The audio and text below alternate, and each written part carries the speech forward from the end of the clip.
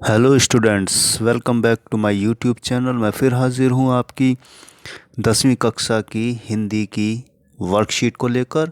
और जो पाठ हमें पढ़ना है, जॉर्ज पंचम की नाक। ये एक व्यंग्य है, कृतिका से लिया गया है। कार्यपत्रक यानी वर्कशीट नंबर 69 है और तिथि है 18 दिसंबर 2020। तो प्यारे बच्चों, जैसा कि आपको पता है कि जॉर्ज पंचम की नाक जो पाठ है वो एक व्यंग्य है। और व्यंग्य है हमारी इस घिसी पिटी व्यवस्था में, जो एक ज़रा सी चीज़ के लिए इतना तामझाम करती है, लाखों करोड़ों रुपए खर्च कर देती है, लेकिन उसके बावजूद भी चीज़ें ठीक तरीके से नहीं हो पाती हैं। तो हमारा जो सरकार है उसका जो रवैया और ढंग है कि पैसा करोड़ों रुपए खर्च हो जाता है लेकिन जनता के लिए कुछ भी हासिल नहीं होता है। तो ये एक ऐसा नौटंकी होती है कि जिसमें जनता केवल मुंह ताकती है और उसे कुछ भी ठीक से पता भी नहीं चलता, और ऊपर ही ऊपर बहुत कुछ गड़बड़ हो जाती है। आइए शुरू करें वर्कशीट को। इस नाक की भी एक लंबी दास्तान है। इस नाक के लिए बड़े तहलके मचे थे। किसी वक्त आंदोलन हुए थे, राजनीतिक पार्टियों ने प्रस्ताव पास किए थे, चंदा जमा किया था, कुछ नेताओं ने भाषण भी दिए थे, गर्मा गर्म बहस भी हुई थी, अखबारों के पन्ने रंग गए थे। बहस इस बात पर थी कि जॉर्ज पंचम की नाक रहने दी जाए या हटा दी जाए। जैसे कि हर राजनीतिक आंदोलन में होता है, कुछ पक्ष में थे और कुछ विपक्ष में, और ज़्यादातर लोग खामोश थे। खामोश रहने वालों की ताकत दोनों तरफ थी। यह आंदोलन चल रहा था। जॉर्ज पंचम की नाक के लिए हथियारबंद पहरेदार तैनात कर दिए गए थे। क्या मजाल कि कोई उनकी नाक तक पहुंच जाए। हिंदुस्तान में जगह जगह नाकें खड़ी थी, और जिन तक लोगों के हाथ पहुंच गए उन्हें शान शौकत के साथ उतार कर अजायब घरों में पहुंचा दिया गया था। कहीं कहीं तो शाही लाटों की नाकों के लिए भी गुरिल्ला युद्ध होता था। उसी ज़माने में यह हादसा हुआ। इंडिया गेट के सामने वाली जॉर्ज पंचम की लाट की नाक एकाएक गायब हो गई। हथियारबंद पहरेदार अपनी जगह तैनात रहे, गश्त लगती रही और लाट की नाक चली गई। रानी आए और नाक ना हो, एकाएक परेशानी बढ़ी। बड़ी सरगर्मी शुरू हो गई। देश के खैर ख्वाहों की एक मीटिंग बुलाई गई और मसला पेश किया गया कि क्या किया जाए। वहाँ सभी सहमत थे कि अगर यह नाक नहीं है तो हमारी भी नाक नहीं रह जाएगी। उच्च स्तर पर मशवरे हुए, दिमाग खरोंचे गए और यह तय किया गया कि हर हालत में इस नाक का होना बहुत ज़रूरी है। यह तय होते ही एक मूर्तिकार को हुक्म दिया गया कि वह फौरन दिल्ली में हाजिर हो। मूर्तिकार यूं तो कलाकार था, पर ज़रा पैसे से लाचार था। आते ही उसने हुक्कामों के चेहरे देखे। अजीब परेशानी थी उन चेहरों पर।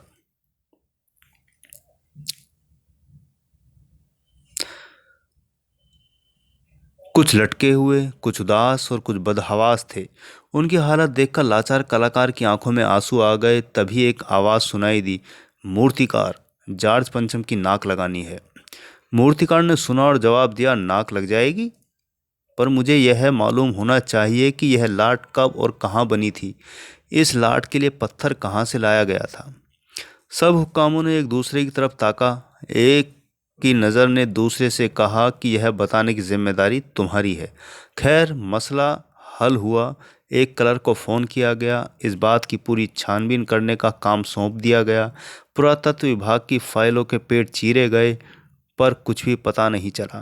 क्लर्क ने लौटकर कमेटी के सामने कांपते हुए बयान दिया, सर, मेरी खता माफ़ हो, फाइलें सब कुछ हजम कर चुकी हैं। तो कुछ शब्दार्थ जानते हैं कि लाटों का मतलब होता है खंबा या मूर्ति, खैर ख्वाहों का मतलब भलाई चाहने वाले, हुक्कामों का मतलब शासक वर्ग यानी राजा वर्ग कह लीजिए, आप नेता कह लीजिए, ताका यानी देखा, मसला का मतलब समस्या। तो इस वर्कशीट में जो हमने जाना, शॉर्टकट में हम जान लेते हैं अच्छे से संक्षिप्त रूप में, कि लेखक बताता है कि बहुत समय पहले की बात है, जब एलिजाबेथ द्वितीय के भारत आने की चारों तरफ चर्चा थी। दर्जी ड्रेस को लेकर परेशान था कि रानी कहाँ क्या पहनेगी। गुप्तचरों का पहले ही अंदेशा था कि तहकीकात कर ली जाए। नया ज़माना था तो फोटोग्राफरों की फौज भी तैयार थी। इंग्लैंड के अखबारों की कतरने भारतीय अखबारों में छप रही थी। सुनने में आया कि रानी के लिए 400 पाउंड का हल्का नीला सूट बनवाया गया है जो भारत से आया है कपड़ा उसका। रानी एलिजाबेथ की जन्मपत्री और फिलिप के कारनामे छापे गए। लेखक व्यंग्य करते हुए कहता है, प्यारे बच्चों की अंगरक्षकों रसोइयों की तो क्या, एलिजाबेथ के कुत्तों तक की जीवनियाँ यानी उनके बारे में छप गई अखबारों में। और उन दिनों ये हाल था कि इंग्लैंड की हर खबर में खबर छप रही थी और उसका विचार कहाँ हो रहा था, दिल्ली में कितना महंगा सूट पहन कर आएगी और उसका कितना बड़ा स्वागत करना पड़ेगा। बिना कुछ कहे बिना कुछ सुने राजधानी सुंदर स्वच्छ तथा इमारतें सुंदर सी सज गई। देखिए प्यारे बच्चों, हमारा सरकारी तंत्र ऐसे ही करता है कि आदमी आया नहीं है, कुछ नहीं आया है, लेकिन उसके स्वागत में पहले से ही तैयारी इतनी ज़बरदस्त हो गई है कि लाखों करोड़ों रुपए फूक जाता है। लेकिन हुआ ये अचानक से कि जॉर्ज पंचम की नाक गायब हो जाती है। और लेखक बताता है प्यारे बच्चों कि नाक के लिए आंदोलन चले, बहसें हुई। जैसे कि आप देखते हैं कोई समस्या खड़ी होती है तुरंत मीटिंग बुलाते हैं, कमेटी गठित कर देते हैं, उनमें बैठकर वो चाय कॉफ़ी पीते हुए एसी रूम में बहस करते हैं। तो ऐसे ही नाक के लिए भी हुआ, कुछ पक्ष में थे लगाने के और कुछ नहीं थे। बड़ी स्थिति थी, परेशान थे कि क्या किया जाए। रानी आएगी, राजा की नाक की मूर्ति ना मिले तो बड़ी बेइज्जती वाली बात है। तो सबने आपस में मिलकर तय किया प्यारे बच्चों कि एक किसी को बुलाया जाए और इसका कुछ हल निकाला जाए। तो ऐसे में ये काम एक कलाकार को सौंपा गया। हालांकि वो कलाकार था लेकिन उसे मूर्ति की नाक बनाने का ठेका दिया गया, एक तरह से सौंपा गया कार्य उसे। उसने कहा कि मुझे पता तो चले कब बनी और कैसे बनी, तभी उस हिसाब से मैं कुछ करूँगा। अब उसके लिए उन्होंने क्लर्क को फ़ोन किया ताकि वो फाइलों से पता कर सके कि कहाँ और कैसे कब ये लाट यानी नाक बनी और लगी। लेकिन क्लर्क ने भी हार मान ली और उसने कहा कि फाइलें सब कुछ हजम कर चुकी हैं, यानी कि फ़ाइलों में कुछ भी नहीं है, सब बर्बाद हो चुका है। तो प्यारे बच्चों, कहानी सिर्फ इतनी सी है समझने की कि हमारा सरकारी तंत्र या सरकारी कार्यालय या ये नेता राजनेता किस तरह कार्य करते हैं। जनता की भलाई के लिए नहीं, लेकिन शानो शौकत खामखा दिखाने के लिए, रुपए की बर्बादी के लिए इतना सारा कार्य किया जाता है और जनता को कुछ भी नहीं मिलता। आइए बढ़ते हैं प्रश्न की तरफ। पहला प्रश्न हमारा है कि क्या आंदोलन चल रहा था और क्यों। आइए इसका उत्तर देखें।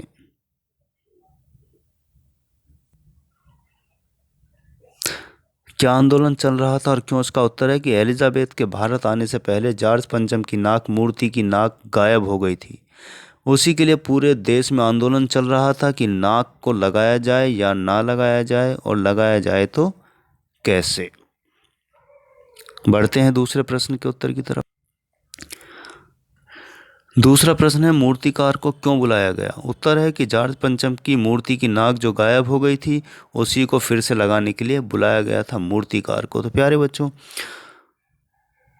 जब उन्हें कुछ रास्ता नहीं सूझा कि नाक कैसी लगाई जाए मूर्ति पर, लाट पर, तब उन्होंने मूर्तिकार को उसकी नाक लगाने के लिए बुलाया। आइए बढ़ते हैं तीसरे प्रश्न की तरफ। तीसरा प्रश्न हमारा है कि कलाकार किसे कहा गया और उसकी आंखों में आंसू क्यों आ गए।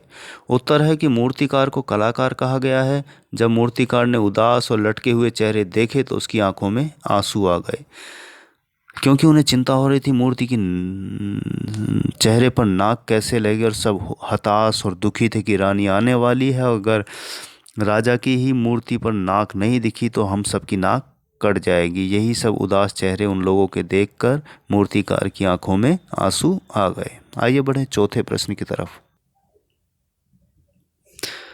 चौथा प्रश्न हमारा है कि लाट के बारे में पता करने के लिए फाइलों के पेट चीरे गए, पर फाइलें सब कुछ हजम कर चुकी हैं। यहाँ फाइलों के पेट चीरने और उनके सब कुछ हजम करने से आप क्या समझते हैं।